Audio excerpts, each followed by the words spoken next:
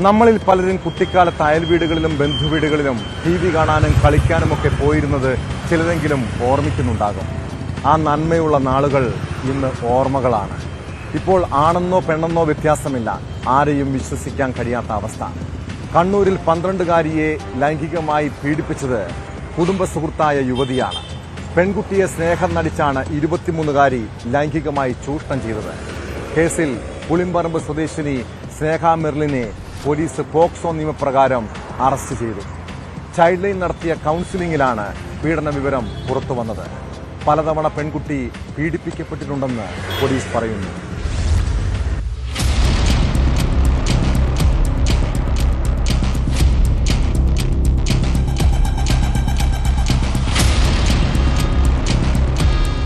സ്നേഹ മെർലിനെ POCSO വകുപ്പ് ചുമത്തിയാണ് Taliparamba police arrest ചെയ്തത്.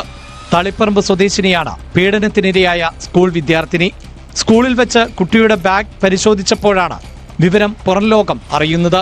ബാഗിൽ നിന്ന് ലഭിച്ച മൊബൈൽ ഫോണിൽ സംശയാസ്പദമായ ദൃശ്യങ്ങൾ കണ്ടതിനെ തുടർന്ന് അധ്യാപിക വിവരം കുട്ടിയുടെ രക്ഷിതാക്കളെ അറിയിക്കുകയായിരുന്നു. തുടർന്ന് അധ്യാപകരുടെ നിർദ്ദേശം അനുസരിച്ച് രക്ഷിതാക്കൾ കുട്ടിയെ ചൈൽഡ് ലൈനിന്റെ കൌൺസിലിംഗിന് വിധേയമാക്കിയപ്പോഴാണ് കുട്ടി പീഡന വിവരം തുറന്നു പറഞ്ഞത്. യുവതി പലതവണ ലൈംഗികമായി പീഡിപ്പിച്ചെന്ന് 12-കാരി കൌൺസിലിംഗിൽ വെളിപ്പെടുത്തിയതിനെ തുടർന്ന് വിവരം പോലീസിൽ അറിയിക്കുകയും യുവതിയെ അറസ്റ്റ് ചെയ്യുകയുമായിരുന്നു.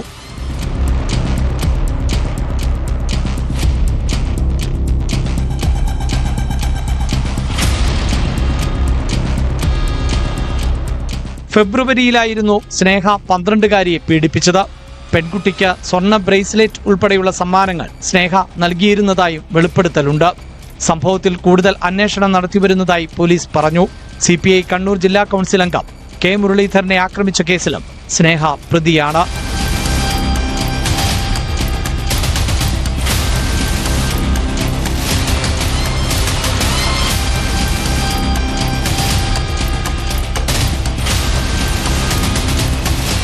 News 18 കണ്ണൂർ.